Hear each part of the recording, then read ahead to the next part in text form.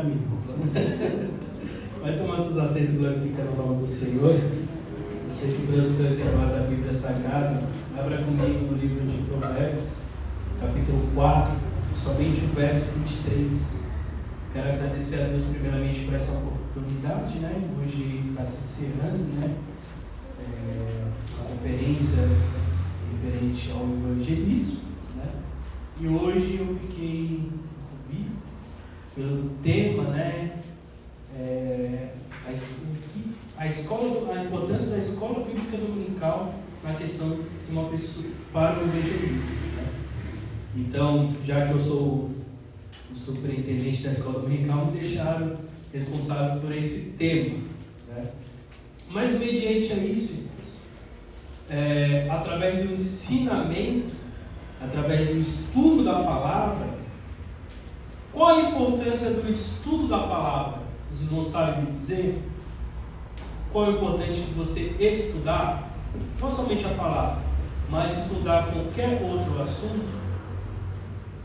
A maior importância, irmão, disso é o que? É mudar a sua mentalidade.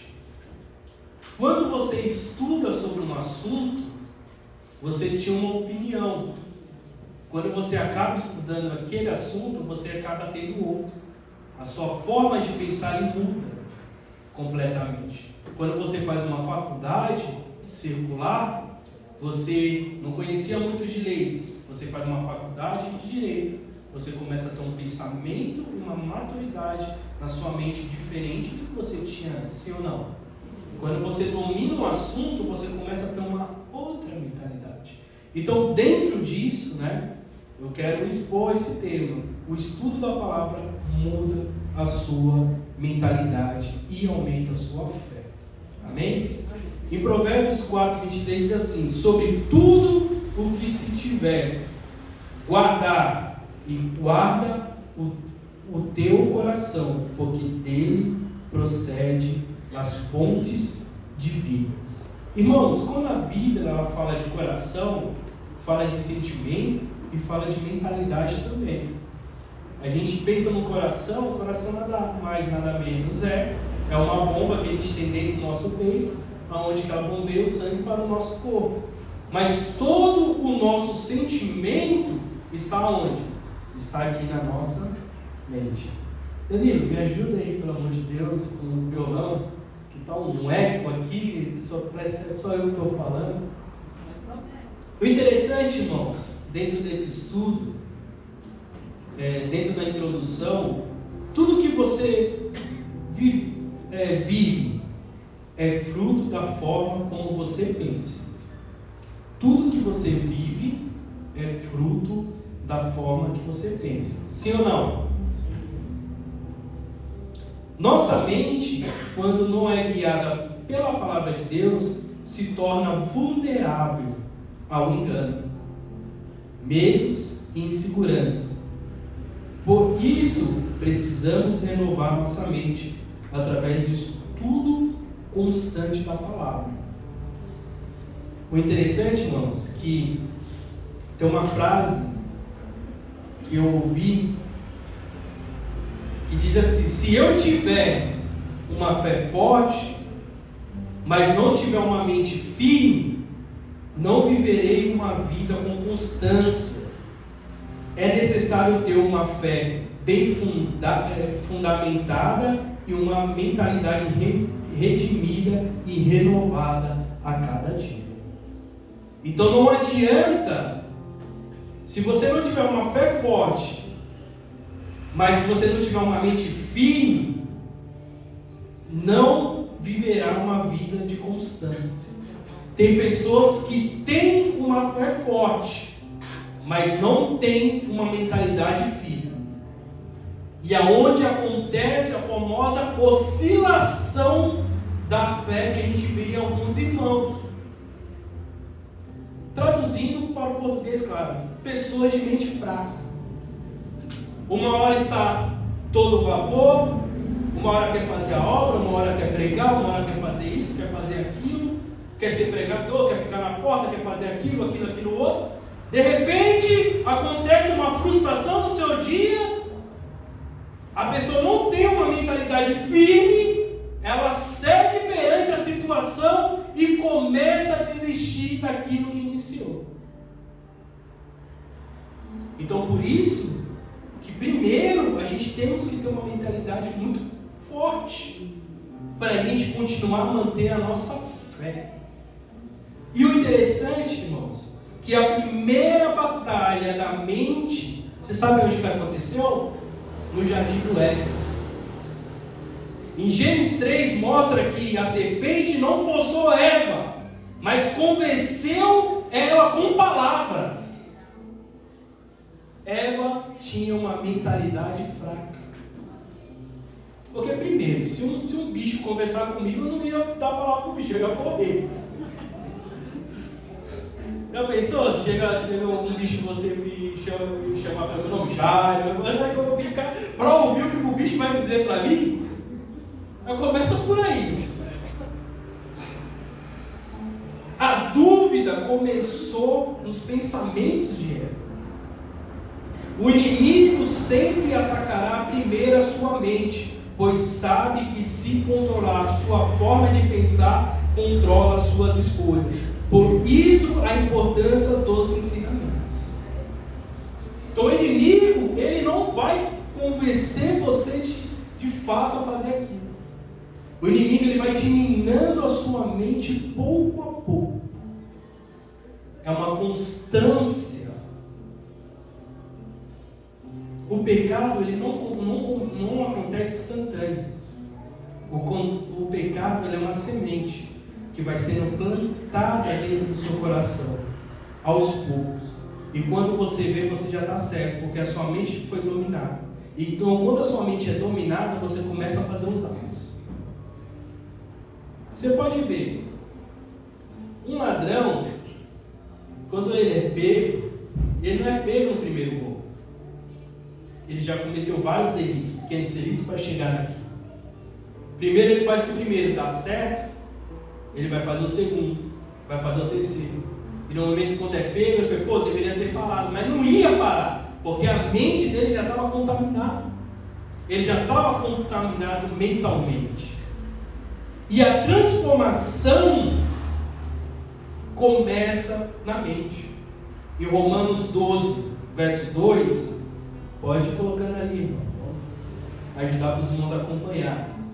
Diz assim, Romanos 12, 2: E não vos conformei com este século, mas transformai-vos pela renovação das vossas mentes, para que experimentais qual seja a boa e agradável, perfeita vontade de Deus. A renovação, o que Paulo está dizendo para os romanos, para a igreja de Roma? Renovação da vossa mente. Não conformeis com as coisas desse século, mas renova a sua mente. Então, primeiro, tem uma vírgula, né? Você pode ver assim, renovação dos vossos entendimentos está nessa versão, vírgula, para que experimentais qual seja a boa, agradável e perfeita vontade de Deus. O que Paulo está querendo dizer aqui? Numa interpretação de texto simples e fácil. Se você não renovar o seu entendimento, se você não renovar a sua mente, você não vai experimentar ao qual seja a boa e agradável e perfeita vontade de Deus. Você não vai experimentar, porque a sua mente não está mudada. Para um novo convertido, irmãos, esse assunto é muito sério, porque tem crentes, irmãos, que está 10, 15 anos na igreja e não mudou a mentalidade. Nossa, irmão, sério, sério. Sabe por quê? Escuta a palavra, vem na escola dominical, às vezes é até obreiro da casa do Senhor, mas nada entra na sua mente, nada fica na sua coração e continua com ele. E continua fazendo a coisa errada. Por quê? Não foi renovado a mente. Não mudou.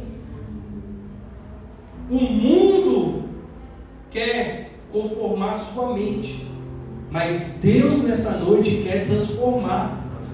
A palavra é o instrumento instrumento da renovação. Então, através da palavra é o instrumento de renovação. Através do estudo é o instrumento de renovação. Através da escola bíblica dominical é o instrumento de renovação. Através dos cultos de terça-feira é um instrumento de renovação. E através da palavra do domingo também é um instrumento de renovação. Mas basta eu e você querer ser renovado as nossas mentes. Nosso destino é moldado pelo pensamento que cultivamos, porque tudo o que vivemos começa dentro de nós. Todo o ato começa dentro de nós. Para eu levantar a mão, primeiro eu tive que pensar para levantar a mão, sim ou não? Para eu levantar o pé, eu tive que mandar um comando pelos meus neurônios, através dos meus nervos, para chegar até meu pé, para fazer um comando. Então, tudo que a gente faz é através da mente. Não existe esse negócio, eu nem pensei em falar, você pensou, porque você fez. Às vezes você pensa, mas você imagina que você foi uma coisa impulsória, mas aquilo já estava na sua mente há muito tempo. Por isso que é um perigo, irmãos. Devemos tratar a nossa mente todo dia, porque podemos cair ao erro. Você sabia, irmãos, que os nossos sonhos eles revelam os nossos maiores desejos? Sabia disso? Na psicologia isso é comprovado. Você pode ver, seu pesadelo sempre vai ser seu maior medo. E seu sonho bom vai ser sempre seu melhor. Por isso que eu sonho muito comendo, eu não sei porquê. Eu sonho muito com comida. Eu não sei como vai ser mistério, mas tudo bem, né? Você sonha também, né? Por quê? É o seu maior desejo.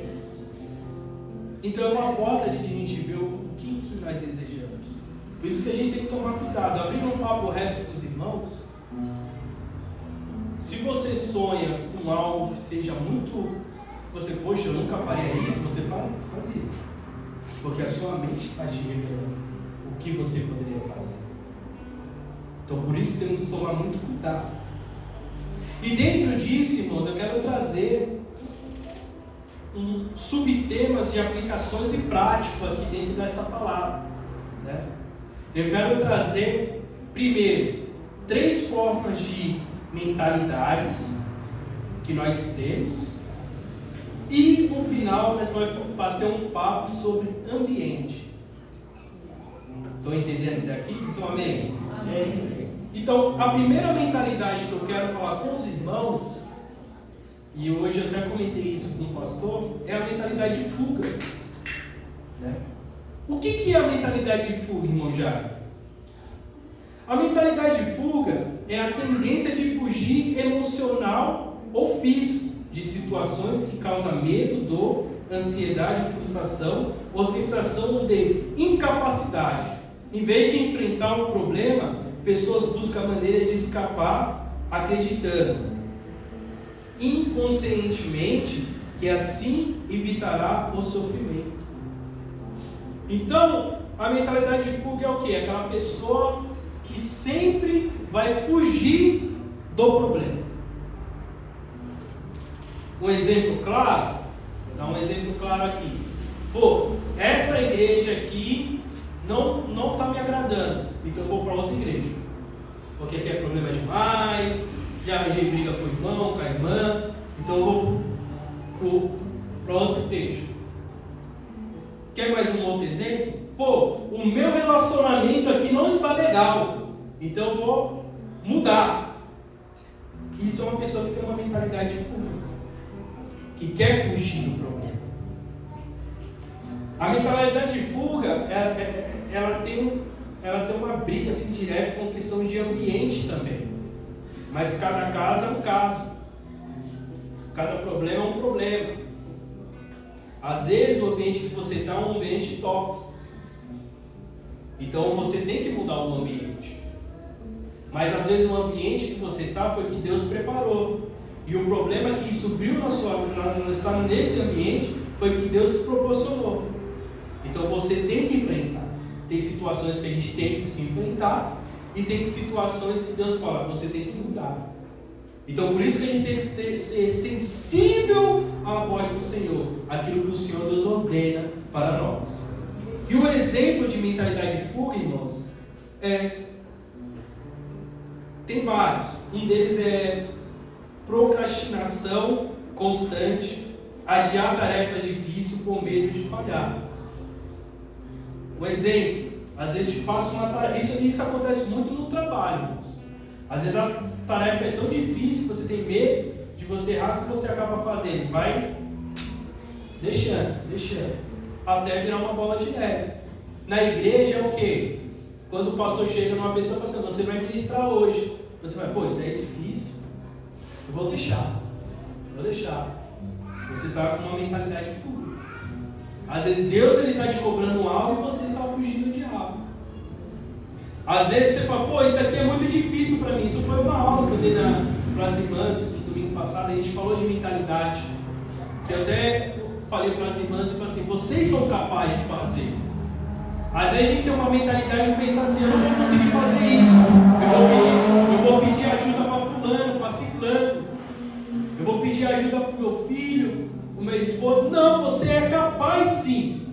Você é capaz de entrar dentro do YouTube. Você é capaz de você aprender. Eu não tenho condições de fazer uma faculdade. Eu estou muito velho. Eu tenho que estudar, ficar à noite acordado, eu não tenho mais esse pico. Você é capaz sim. Nós é capaz sim. Muitas das vezes a nossa mentalidade de fuga, a gente não consegue colher as coisas que Deus tem para a nossa vida. Às vezes Deus está querendo te abençoar, mas você está fugindo daquilo que Deus te deu. Às vezes é profissional, às vezes é a parte eclesiástica, às vezes é a parte de família, e você está com a mentalidade de fuga, dizendo, eu não vou conseguir, isso é difícil. Mas tem um diferencial para mim e para você. Quando nós temos Deus, e o Deus do impossível, o Deus que tudo faz, Ele olha para mim e para você e diz assim, nada é impossível, porque eu sou capaz de fazer na sua vida.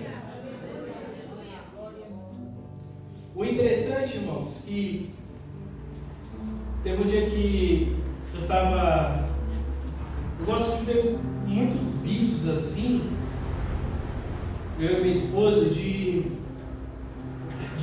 o verdadeiro sentido de algumas músicas circulares. Como que o autor, ele escreveu aquela música. É muito interessante você fazer esse estudo, de saber o que estão cantando por aí, o que estão falando por aí. Então você tem que saber a raiz, o momento, o que inspirou aquele cidadão a escrever aquela determinada música, né? Para você ver, tem várias músicas aí no meio circular que se trata de suicídio e a pessoa escuta e acha uma beleza, mas se trata de suicídio. Legião Urbana, Pai e Filho, Renato Russo escreveu aquela música relatando a vontade de se matar. Então a gente temos que ter esse conhecimento, que está rolando aí no mundo, para muitas das vezes a gente saber orientar um jovem, um adolescente. Então eu tenho essa maneira de querer saber qual foi o motivo, né? E teve um dia que a gente se deparou de estudar, um especialista de música, jornalismo, estudar sobre a música do Charlie Brown Jr., né? Que é aquela música que ele escreveu Só os Loucos Sabem. E o interessante dessa música, todo mundo sabe que existiu uma outra banda de sucesso ali junto com o Charlie Brown Jr., que era também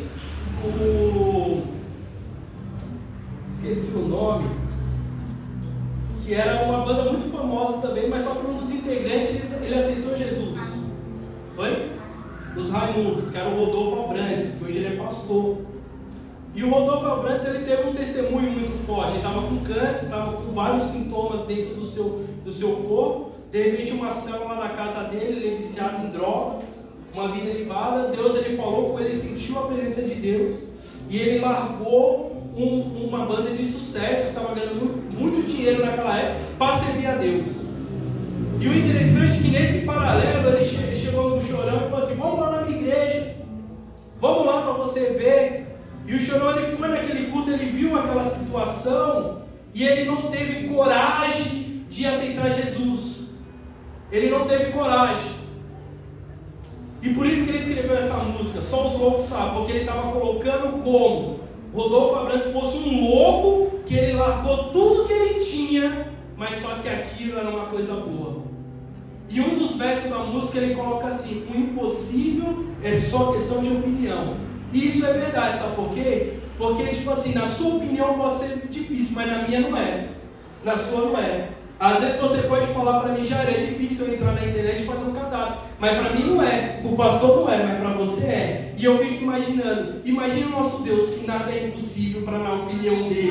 E quando a gente fala de mentalidade de Cristo, a gente tem que pensar como Cristo pensa. Então para Cristo, o impossível dele, não existe impossível para ele, porque a opinião dele diz que ele pode fazer tudo. Por que a gente ainda olha para a nossa mentalidade e fala assim, pô, isso é impossível de eu fazer, isso eu não consigo fazer, eu vou criar um jeito de fugir dessa situação. Mas o meu Deus, o seu Deus, ele é um Deus do impossível, e tudo ele pode fazer na nossa vida. A partir de hoje, a nossa mentalidade de fuga não vai acontecer mais, porque Deus ele é capaz de mudar cenários das nossas vidas. A partir de hoje você não vai fugir mais da situação. A partir de hoje a situação da sua casa pode estar precária, mas você não vai fugir mais, porque o meu Deus é o Deus do impossível. Tudo Ele pode fazer. Ele pode mudar quadro na nossa vida, Ele pode mudar quadro no seu emprego, Ele pode mudar o quadro na sua família. Não é para fugir. Segundo, mentalidade de fuga, isolamento social. Evitar relacionamentos com medo de rejeição. Terceiro, uso excessivo de entretenimento ou tecnologia, refúgio em séries, redes sociais, jogos, etc. Para não lidar com a realidade. Isso é para os jovens. Focar em série, jogos. Isso está te tirando você da realidade. Você está querendo fugir da sua realidade. Então, o problema é que devemos tomar cuidado. Quarto, fuga física ou emocional, mudar de emprego, cidade, romper laços, sempre que há um confronto. Quinto, dependência de vício, álcool, drogas, comidas. Aí tem aqui compras, usados como forma de anestesiar emoções difíceis. Causas comuns da mentalidade de fuga: traumas não resolvidos, baixa autoestima, medo de fracassar ou de ser rejeitado, criação de um ambiente onde enfrentamento era punido, ausência de habilidades emocionais para lidar com desafios, consequência da mentalidade de fuga: sentimento de estagnação na vida, relações superficiais ou interrompidas, culpa e vergonha por não enfrentar os problemas, autoimagem negativa, ansiedade e depressão aumentando cada dia mais. E como que devemos superar a mentalidade de fuga? Conscientizar emocional, reconhecer quando está fugindo e o que está tentando evitar. Desenvolver coragem, aprender a agir, mesmo com medo, pois psicologicamente, fazer psicoterapia ajuda a entender origem e criar estratégia de enfrentar os desafios mais saudáveis. E principalmente, fortalecer na palavra de Deus. Um dos maiores desafios da nossa vida é todo dia, irmãos. Nós acordamos de manhã para a gente resolver o desafio. Primeiro é o trânsito, às vezes você se locomover, os problemas que você tem na sua casa. Mas o interessante é que um exemplo bíblico sobre a mentalidade de fuga, nada mais nada menos que Jonas. Ele teve uma mentalidade de fuga quando tentou escapar da chamada de Deus. Fugiu para Tarsis, mas foi confrontado no ventre do grande peixe, onde aprendeu que não há como fugir da missão e da verdade do Senhor. Deus ele deu uma ordem para Jonas e falou assim: você vai lá pregar para aquele povo. Jonas ele ficou com medo e automaticamente ele acionou a mentalidade de fuga. O que ele fez? Vou para o outro lado totalmente ao contrário. O que aconteceu?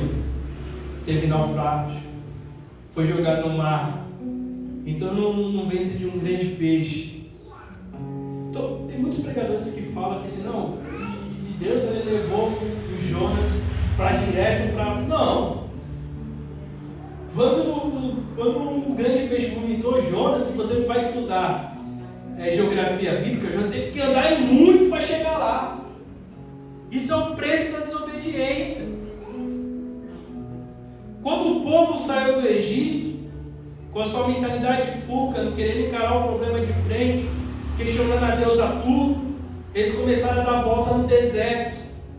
Então, muitas das vezes o problema que vocês estão passando, muitas das vezes é pela nossa mentalidade de fuga. Queremos fugir do problema, mas Deus fala assim: você quer fugir do problema? Então você vai dar a volta, para você aprender, você vai ter que voltar para resolver o problema. Interessante quando Pedro ele pesca e não pega nada, e de repente ele vai para a praia e Jesus fala assim: eu quero seu barco emprestado para eu pregar. Pedro já estava lavando as redes, Pedro já estava com as redes lavadas, cansado, e Jesus ele olhou para ele e falou assim: eu vou te dar uma ordem, você vai pegar sua rede, você vai pegar seu barco, você vai voltar para o mesmo mar, para o mesmo lugar onde você teve um problema, e você vai conseguir pescar. Se Pedro tivesse uma mentalidade de fuga, a primeira coisa que ele fazia, pastor, eu não, pesquei a noite toda, eu sou um pescador experiente, esse cara aqui não conhece de nada, nunca vi ele pescando, acabei de lavar as redes, encostei o barco, o trabalho que eu voltei de novo, pegar, e a Bíblia é bem clara, diz que Pedro, em toda a pregação de Jesus, ele estava lavando as redes, então não era um trabalho simples. Mas só que interessante que a mentalidade de Pedro não era uma mentalidade de fuga. Ele falou assim: mesmo eu não conhecendo esse homem, mesmo eu nunca tendo visto ele pescar, mesmo eu sendo expert na profissão, mesmo que eu sendo um MBA, mesmo eu tendo tudo sobre pesca, eu vou ouvir que esse homem falou, porque através da palavra dele eu escutei e tive virtude. Eu vou pegar a rede, eu vou pegar meu barco, eu vou voltar para o mesmo lugar, para o mesmo mar, para o mesmo local, aonde eu sofri a minha decepção, aonde eu sofri aquilo que eu estava fugindo, mas eu vou jogar as redes e eu vou colher os peixes, porque aquele homem ele falou para mim. Deus nessa noite está falando para mim e para você, irmão. Se você não está pegando essa, e Deus está revelando, você vai voltar para a mesma situação, para o mesmo mar, para o mesmo barco, vai pegar a mesma rede, vai pegar a mesma situação daquilo que você estava com dificuldade, e Deus ele vai te dar vitória para você conseguir vencer. Você vai vencer. Não desista do seu foco, não desista do seu plano, não foge da situação, deixa Deus fazer na sua vida. Deus está falando para mim e para você, não é tempo de fugir da situação, que a mentalidade de fuga nessa noite venha cair por terra, porque o nosso Deus é o Deus do impossível e Ele vai fazer na nossa vida.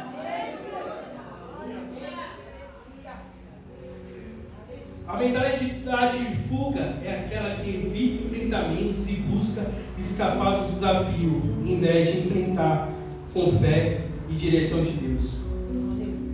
Um outro exemplo, Elias, após ser ameaçado de Jezabel, em 1 Reis, capítulo 19, do verso 1 ao 4, ele fugiu, e mesmo após um grande milagre, a mente dele foi tomada pelo medo e pela fé. Afastar-se do problema não significa negligenciá-lo, mas sim não permitir que ele nos carregue. Vou repetir de novo essa frase. Afastar-se do problema não significa negligenciá-lo, mas sim não permitir que ele nos carregue. Fugir de tudo pode parecer proteção, mas também pode ser resultado de uma mente sobrecarregada e sem direção bíblica.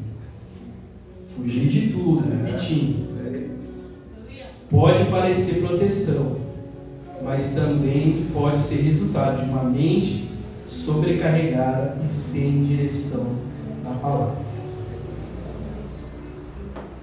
Será que você está fugindo de tudo? Como que está essa situação? Segunda mentalidade. Mentalidade ansiosa. Aqui não tem, né? Não tem. A mentalidade ansiosa na psicologia é um padrão de pensamento caracterizado pela antecipação constante de ameaça, preocupações excessivas com o futuro e dificuldade de viver o momento presente. Pessoas com essa mentalidade também imaginam cenários negativos à frente, mesmo sem vivenciar a real, e vivem em estado de alerta. Irmãos, essa mentalidade ansiosa, isso eu vivi bastante. Eu vivi bastante. O que é a mentalidade ansiosa? É a forma como a mente interpreta o mundo a partir da ansiedade crônica. A pessoa vive no e se. E se? Já viu essa expressão? E se? E se der errado? E se não der certo? E se não for? E se acontecer? Aí vive muito isso. Sempre esperando o pior, com dificuldade de confiar. Aí eu tenho aqui, relaxar ou simplesmente estar. É uma prisão mental dominada por medo, insegurança e urgência. A característica da mentalidade ansiosa é preocupação constante com o futuro. Aí eu coloquei umas frases aqui. E se der errado? E se perder tudo? E se ficar doente? Eu sempre tenho essas questões, né? E se der errado? E se eu perder tudo, se investir nisso aqui não dá certo? E se eu ficar doente no meio dessa situação? O pensamento catastrófico, pequenos problemas, são vistos como uma ameaça gigante. Então, às vezes é um probleminha pequenininho e a pessoa faz aquele escarcéu gigante. É uma pessoa com mentalidade ansiosa. Necessidade de controle. A pessoa tenta controlar tudo para se proteger da incerteza. Tudo controladinho. Tudo certinho. As contas tudo ali no fio. Nada, se não pagar um boleto, acabou, pessoal. Entendeu? 4. Evitação de risco ou decisões. Medo de errar, paralisar a ação. Não gosta de arriscar. Não gosta de, vou fazer isso. Aí se não der certo, não deu, mas eu tentei. Eu fui.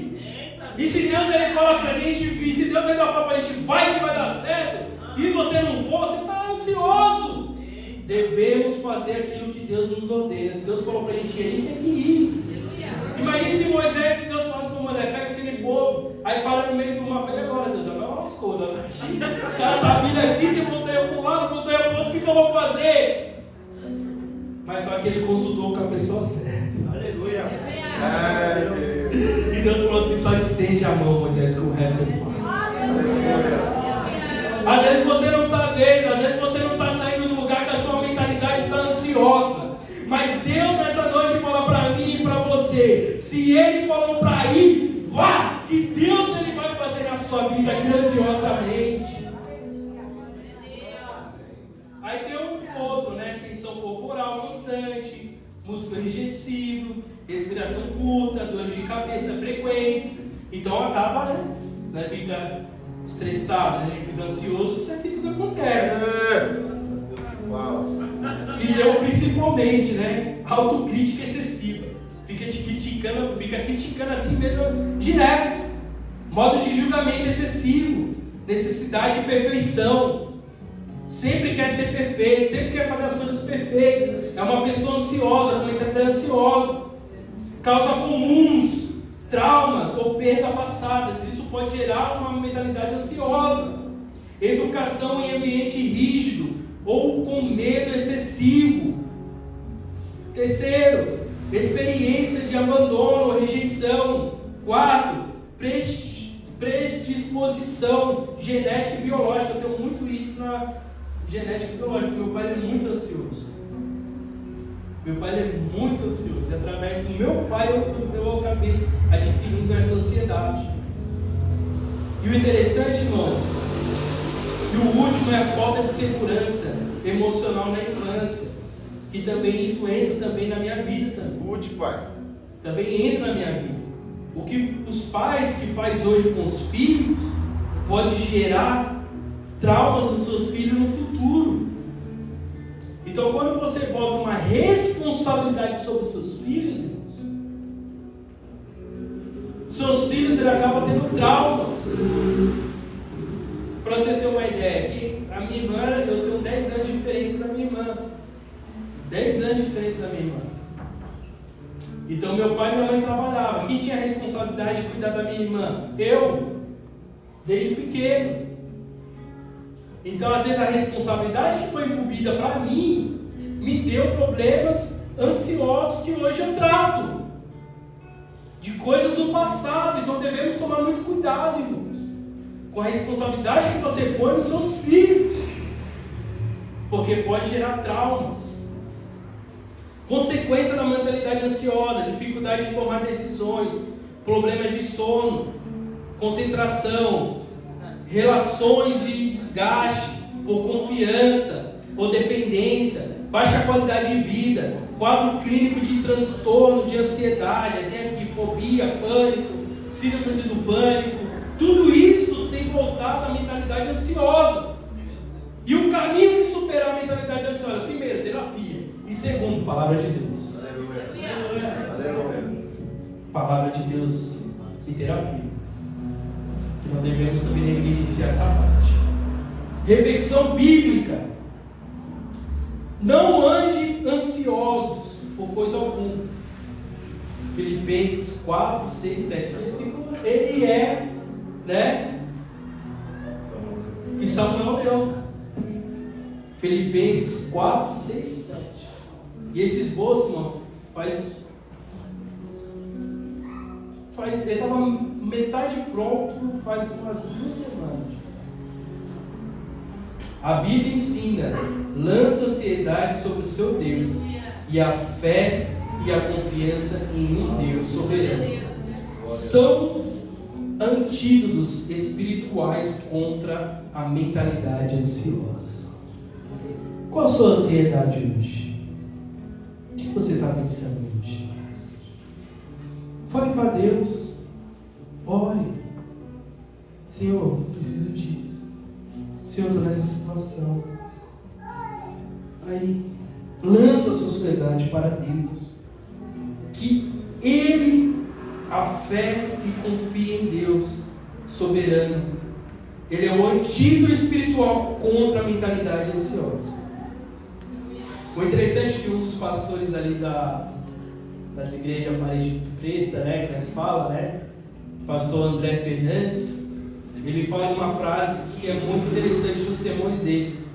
Ele coloca assim: o problema de viver sempre com a expectativa no futuro, repetindo, o problema de viver sempre com expectativa no futuro é que quando aquilo que esperávamos finalmente se torna presente, nós encontra ausente, já ocupado, esperando o próximo futuro chegar. Isso é verdade. Sabe o que é isso? É um exemplo.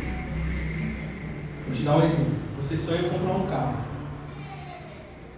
Aí você fica ali, guardando dinheiro, só pensando no carro. No carro. Aí quando você compra o carro, você já tem um outro objetivo. Você não desfruta daquilo que você pensa. Você já está pensando em algo outro. E você sempre vai viver de futuro. Uma pessoa que tem a mentalidade ansiosa, ela sempre vai viver no futuro. Ah, quando eu casar, eu vou ser feliz. Quando eu tiver um carro, eu vou ser feliz. Quando eu tiver uma casa própria, eu vou ser feliz. Quando eu tiver isso, eu vou ser feliz. E essa lista, ela nunca vai acabar. Porque você sempre está pensando no futuro. Quando aquilo que você planejou no futuro se torna presente, você já está ausente e já ocupado esperando o seu próximo futuro chegar. Então você nunca vai viver o seu presente, porque você sempre está vivendo o futuro. Mas Deus nessa noite, Ele fala para mim e para você: não devemos se preocupar com o futuro, que o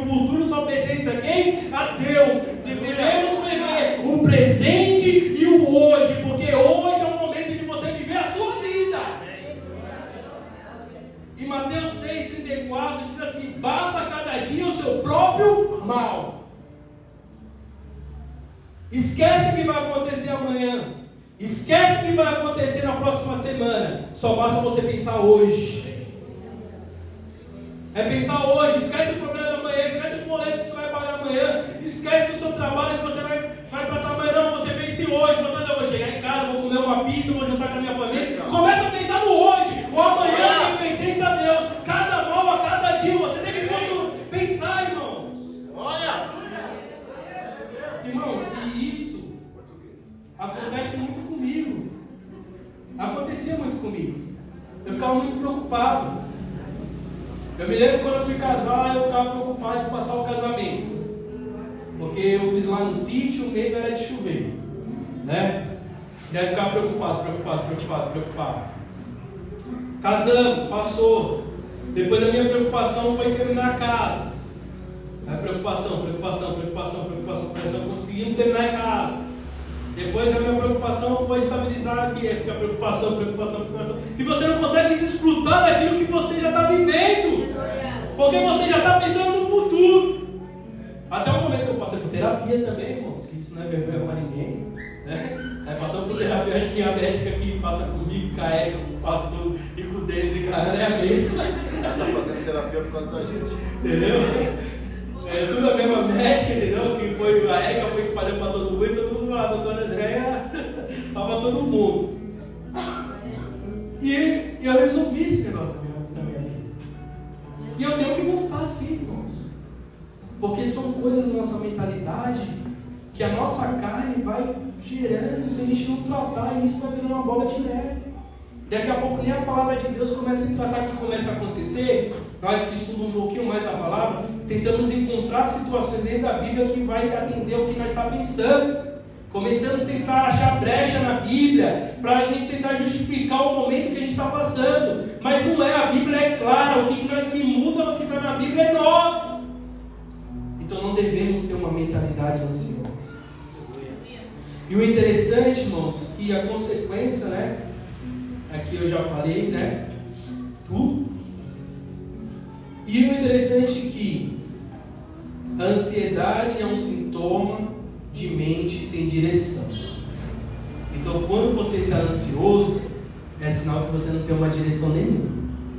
Você não está nem com Deus. Não vou dizer nem com o capiroto também, que eu não posso falar aí. Mas você está com ninguém. Você está sem direção. Você está um navio à deriva. E devemos tomar cuidado. E terceiro, mentalidade de escassez. O que é a mentalidade de escassez? É um modo de pensar que se baseia na falta. A pessoa com uma mentalidade vê o mundo como um lugar de competição, onde o sucesso de um é a perda de outro. E a sensação constante é: se eu não correr, eu vou ficar sem. Isso não é para mim. Nunca vou conseguir. Já é tarde demais. É a mentalidade de escassez. É a pessoa que tem esse pensamento. Se eu não correr, eu vou ficar sem. Isso não é para mim. Nunca vou conseguir. Já é tarde demais. Essa mentalidade limita o crescimento criativo e a saúde emocional. A característica da mentalidade de escassez é medo constante de perder ou ficar para trás. Então a pessoa que tem uma mentalidade de escassez, ela tem um medo tremendo de ficar para trás. E isso temos no nosso meio. Ah, mas o pastor, um exemplo, eu sou diácono, aí o pastor vai levantar outro para diácono. Pô, o pastor vai levantar outro, e eu, como que eu vou ficar? Mentalidade de escassez. Aí tem aqui comparações excessivas com os outros. Fulano consegue porque tem sorte. Eu nunca terei isso. Já viu essa expressão? Fulano tem isso porque tem benefício, tem a família dele e tal. Eu nunca vou conseguir isso. Mentalidade de escassez. Ciúmes, inveja, dificuldade de se alegrar com a conquista dos outros. Foco no que falta. Não vê o que tem, só o que ainda não conquistou. Ah, o irmão ali comprou uma moto, mas eu não tenho uma moto ainda. Né, Dani? O irmão ali comprou um carro, mas eu não tenho um carro ainda. É uma mentalidade de escassez. preocupado com aquilo que o outro tem e não vê o que você tem. Deus ele te deu muito mais coisas que o seu irmão, mas às vezes você olha para o seu irmão e você quer aquilo do seu irmão. Aí tem aqui autoabordagem, acreditar que não é porque não merece e evita se arriscar por medo de falha. Gratidão reduzida, dificuldade de reconhecer bênçãos e avanço, causas comuns para mentalidade, escassez, infância marcada por carências emocionais ou material, ambiente com muita competitividade ou cobrança, experiência a respeito de rejeição ou fracasso, cultura de comparação constante, exemplo, redes sociais. Às vezes você vê um amiguinho, isso serve mais para a juventude, um amiguinho tem um iPhone e você não tem, aí você vai, por que eu não tenho um iPhone? Por que eu não tenho isso? Isso é um início de mentalidade de escassez. E outro, traumas de perda ou instabilidade financeira. Consequência da mentalidade de escassez. Ansiedade crônica, medo do futuro, dificuldade de construir relacionamentos saudáveis, comportamento mesquinho ou possessivo, sensação constante de influenciar, bloqueio para aceitar novas oportunidades ou desafios. Como superar a mentalidade de escassez? Primeiro, palavra de Deus. Segundo, terapia. Não tem outro. Reflexão bíblica. Para o uso espiritual. O Senhor é o meu pastor e nada me faltará. Salmos 23, verso 1. Essa declaração é a mentalidade de abundância espiritual. Confiar que Deus supre todas as nossas necessidades e que não estamos em falta. Uma frase aqui que diz assim: a mentalidade de escassez nos faz andar com medo, mesmo quando Deus já prometeu suprir cada uma das nossas necessidades. Quando vivemos esperando a falta, esquecemos que servimos um Deus de abundância e não de limitações. Então, quando nós vivemos esperando a falta, esquecemos que nós servimos um Deus de abundância e não de limitação. O nosso Deus é um Deus de abundância, não de limitação. E Salmos 23, o Senhor meu pastor e nada me faltará. E João 10, eu vim para que tenha vida eterna com abundância. Deus não nos chamou para sobreviver, mas para viver plenamente. Deus não me chamou, nem te chamou para viver, mas sim para sobreviver, mas sim para viver plenamente. E por último, irmãos, o ambiente muda a sua mente. Como o ambiente afeta a mente na psicologia? Primeiro, o ambiente físico. Lugar bagunçado, sujo ou inseguro aumenta o estresse, ansiedade, até sintomas de depressão. Ambiente bem iluminado, organizado, com natureza silenciosa, promover um ambiente mais claro e clareza mental. Ambiente familiar, uma casa com violência, crítica, constante, ausência de afeto, gera insegurança, medo e baixa autoestima. Lares que oferecem amor, acolhimento, diálogo, limites saudáveis, ajuda a formar adultos emocionalmente equilibrados. Terceiro ambiente social. Se você vive cercado com pessoas negativas, agressivas ou tóxicas, tende a absorver isso e desenvolver diversidade, como raiva ou retraimento.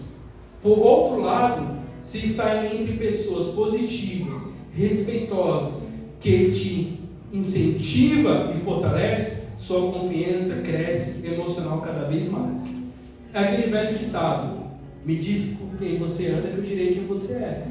Se você está rodeado de pessoas que só vai pensar negativo, se você está rodeado de pessoas que só pensam em desgraça, se você está rodeado de pessoas que não têm um pensamento de crescimento, você vai se tornar um fracassado.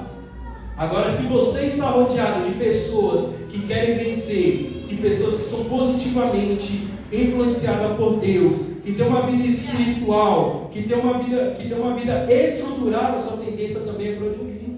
Isso é realidade, irmão. Todo mundo mete o pau aí na igreja universal, nas igrejas de parede preta, que fazem reunião de empresário. Mas, irmão, isso alerta a pessoa. De repente você vai numa reunião dessa e vê vários empresários que saem do nada e construíram um grande império. Você começa a olhar para a pessoa e fala: pô, eu também consigo fazer isso que esse cara fez. Você começa a ter mais autoestima, porque você está do lado de pessoas que vão te levantar, são pessoas que vão te erguer para cima. Um testemunho da minha vida, irmãos. Eu praticamente nasci no Nordeste. Eu fui morar ali na Avenida Pompeia durante 10 anos. Depois eu tive uma mudança drástica e fui morar na Brasilândia. Minha mãe entrou até de depressão. Nós morávamos perto do Palestra Itália e nós fomos morar aqui na Brasilândia, num escadão. Meu pai lá, nós vivíamos de aluguel, e meu pai comprou uma casa no meio da favela. Que até passei a trabalhar quando chovia, tinha churrasco, tinha que colocar sacola no pé para subir. E o interessante é que a minha realidade de vida ali era o que? Qual era o meu sonho e objetivo? Qual era o sonho e objetivo, irmãos? Nada contra a profissão nenhuma, irmãos. Pelo amor de Deus, não me julgue mal. Mas eu fui trabalhar numa padaria e o meu sonho era o quê? Fazer um curso de padeiro para ser padeiro. Era o objetivo que eu tinha, não tinha nenhum outro objetivo. Depois eu fui trabalhar 25 de março entregando folheto, desde 16 anos trabalhando entregando folheto. Qual era o meu plano de vida? Não, eu tenho que virar um vendedor de loja. Essa era a minha expectativa de vida, porque o ambiente onde eu vivia me proporcionava isso. As pessoas que eu vivia me proporcionavam isso. Até o momento quando eu trabalho numa profissão, nós estamos ficando velho. Office boy, você já trabalhou disso? Você já trabalhou de office boy, né? Essa profissão eu acho que nem existe, eu peguei o último dessa profissão. Trabalhei de office boy, irmãos. Eu estava levando uma mercadoria na minha mão e um policial me confundiu como um camelô. E ele pegou aquela mercadoria e bateu na minha cara com aquela mercadoria. Foi onde eu tive um choque de realidade e falei assim: eu tenho que mudar o meu ambiente. Eu tenho que mudar a minha vida. Eu já era crente. Irmãos, com 16 anos de idade eu já era separado na congregação que eu era como missionário. Eu já pegava a palavra de Deus. E Deus, eu vou repetir isso aqui até você entrar na sua cabeça. Deus já tinha falado para mim: eu vou levantar você espiritualmente cedo e profissionalmente cedo. Mas tem situações que a gente passamos na nossa vida que é para nos acordar e que devemos mudar o ambiente. Então, quando eu fui agredido, eu olhei assim: eu não quero isso para a minha vida. E foi quando eu comecei a procurar emprego. Entrei numa vaga de jovem aprendiz e eu tinha um sonho de trabalhar numa multinacional. E eu entrei numa multinacional para trabalhar. E é onde eu comecei a conviver com pessoas que tinham feito uma faculdade, que tinham feito outra. Pô, se ele conseguiu, não sabe nem fazer direito o trabalho, eu vou conseguir também. E hoje que eu comecei a fazer minha primeira faculdade de logística. Eu iniciei. E o interessante é que teve um dia que eu estava assistindo o Fantástico e estava passando lá o Chefe Secreto. E de repente passou uma empresa lá. E eu falei assim: Deus, eu creio que o Senhor ele é capaz de me colocar numa empresa dessa. Não passou um ano. Eu me lembro que eu entrei na empresa que eu tinha assistido no Chefe Secreto, que foi na Ensenada. E conheci pessoas que participaram do Chefe Secreto, que foram meu colega de trabalho. E onde que a minha vida profissional deslanchou. Porque o ambiente, pessoas, às vezes eu vou na 25 de março, irmãos, e a Erika testemunha, pessoas que trabalhavam entregando folheto comigo naquela época até hoje está lá. Pessoas que trabalhavam nas lojas até hoje estão lá, porque não mudou o ambiente. Então o ambiente ele vai fazer a sua vida no futuro. E o interessante, irmãos, que eu assisti num filme. Quantos aqui já assistiram a Era do Gelo 2 aqui? Levanta a mão aqui. Quem assistiu a Era do Gelo 2? Assistiu não? Assistiu? Assistiu com o Benjamin, né? Todo mundo assistiu a Era do Gelo 2, né? Irmãos, o interessante é que na Era do Gelo 2 a gente se depara com uma história de uma mamute, né? Não estão lembrando, né? Chamada Ellen, sim ou não? E qual era o ambiente que ela viveu? Ela viveu num ambiente, ela foi criada por gambás. E na mente dela ela pensava que era o quê? Que era uma gambá. Os irmãos estão lembrando comigo aqui. Na cabeça dela, ela era uma gambá. Mas só que fisicamente ela era uma mamute. E um mamute tinha um grande potencial. Primeiro, força. Segundo, seu tamanho e as habilidades. Mas só que ela tinha um grande potencial, mas o ambiente que ela viveu colocava ela para uma gambá. E o interessante é que ela tinha os irmãozinhos dela lá, que eram os gambazinhos pequenininhos. Quando viu um avião, ela se escondia. Aí o outro mamute olhava para ela: por que você está se escondendo? Você é uma mamute. Um gavião nunca vai te pegar. Não, porque eu tenho que esconder, senão ele vai me devorar. Porque o ambiente onde ela estava vivendo. Às vezes você tem um potencial muito grande, mas o ambiente onde você está vivendo está te colocando na sua cabeça que você não é capaz. Mas uma coisa eu vou dizer para você: quando nós servimos Deus, Ele olha para mim e para você e diz para você: você é capaz sim de conseguir. Você é capaz de mudar essa situação. Você é capaz de mudar essa história. Você é capaz de viver um novo de Deus na sua vida. Você quer saber um outro personagem bíblico? João Batista. João Batista, ele foi criado desde o ventre da sua mãe para ser o intercessor de Jesus, para abrir o caminho de Jesus. Era uma convicção que João Batista ele tinha desde o ventre. Mas no momento que João Batista ele foi preso, o ambiente onde ele estava, ele começou a ouvir os murmúrios das ruas e dizer assim: ó, Jesus ele entrou na casa de um republicano.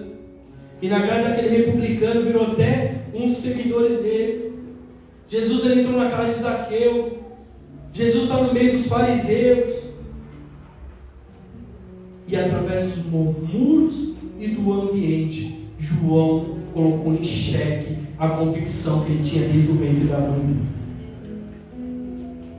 E ele chama um dos discípulos dele e manda lá perguntar lá para Jesus se realmente ele é o Messias. Ele chegou a duvidar de um chamado que ele tinha desde o ventre dele, por causa que ele estava num ambiente impróprio, ouvindo murmúrios de pessoas, falando mal de Jesus, dizendo que Jesus estava entrando na casa de republicano, que Jesus estava entrando na casa daquelas pessoas que eram desvalorizadas pela sociedade.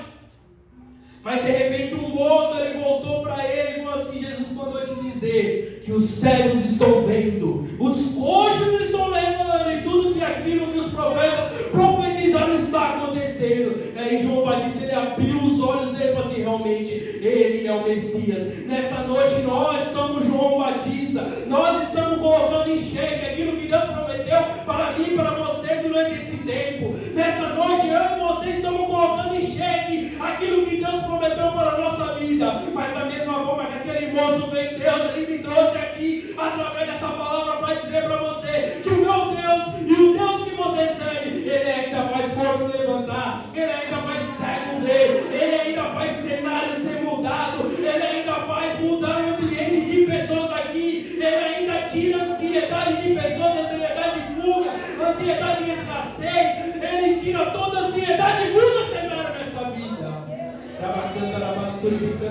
Eu não sei como está a situação da sua casa nessa noite. Eu não sei como está a situação do seu emprego nessa noite. Eu não sei como está a sua situação bancária nessa noite. Mas o meu Deus, ele fala para mim grandemente: não se preocupe, que ele é fiel para mudar cenário na sua vida. E nessa noite vai mudar situações. Deus nessa noite está mostrando, está mudando situações de vidas aqui nessa noite. Deus está mudando situações de empregos nessa noite. Deus está mudando situações de família aqui nessa noite. Deus está mudando situações de casa aqui nessa noite. Eu não sei o que você está vivendo, eu não sei o que você trouxe aqui para Deus, mas Deus nessa noite está me mostrando firmemente, dizendo assim: pode para a minha igreja que eu vou mudar mentes aqui nessa noite. Pessoas que tinham medo de empreender, vai voltar a empreender. Pessoas que tinham medo de se arriscar, vai voltar a se arriscar. Pessoas que não acreditavam no seu ministério, vai voltar a acreditar. Pessoas que não acreditavam no seu casamento, vai voltar a acreditar. Pessoas que não acreditavam no seu filho, no seu familiar, vai voltar a acreditar, porque o Deus é o Deus do impossível. Ele é capaz de mudar mentes nessa noite. Ele é capaz de mudar cenários nessa noite. Ele é capaz de mudar situações nessa noite. Ele vai mudar. Ele vai mudar na sua vida, ele vai mudar na sua casa, ele vai mudar na sua família e ele vai mudar no seu comércio. Aleluia. Você pode ter duvidado nessa noite como João Batista duvidou. Você pode ter duvidado daquilo que o Senhor Deus te prometeu, mas o Senhor nessa noite ele fala: eu continuo fazendo milagre na sua vida. Eu continuo fazendo milagre em situações nessa noite. Eu continuo fazendo, porque eu continuo sendo o mesmo Deus.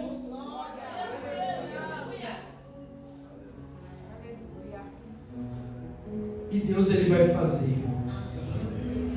Deus ele é capaz de fazer.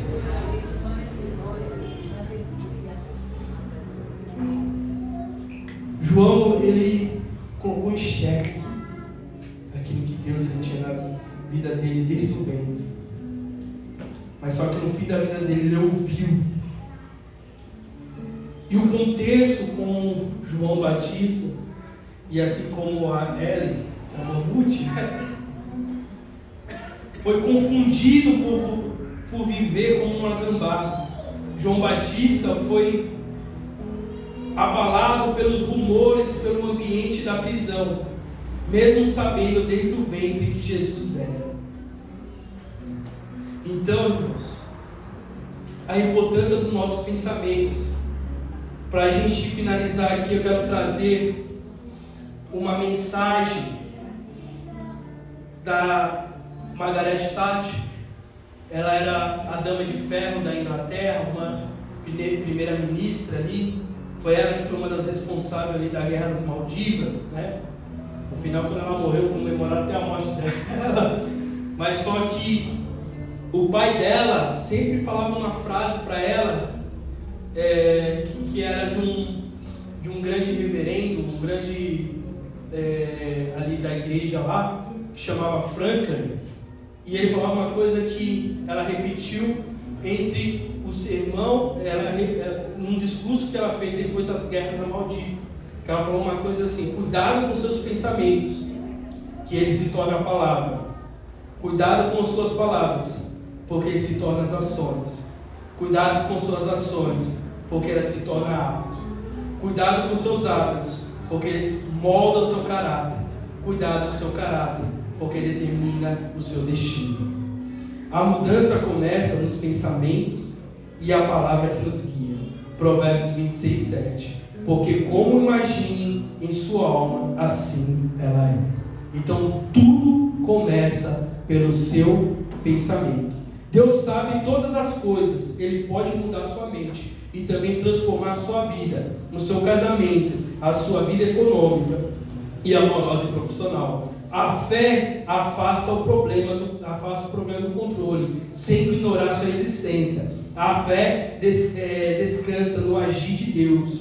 Diante de um ditado romano, irmãos, que eu quero trazer aqui: não precisa ser honesto, tem que parecer honesto.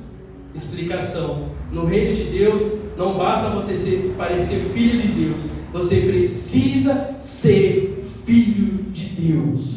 A frase da Segunda Guerra Mundial também traz: a mentira contada várias vezes acaba se tornando uma verdade para quem ouve. Então não basta você falar: não, sou filho de Deus, e você não agir na prática, você não acreditar no seu Deus, você não acreditar naquilo que Deus ele pode fazer na sua vida. Você tem que ser filho de Deus. Estude a palavra de Deus para não ser enganado por doutrinas distorcidas ou meias verdades.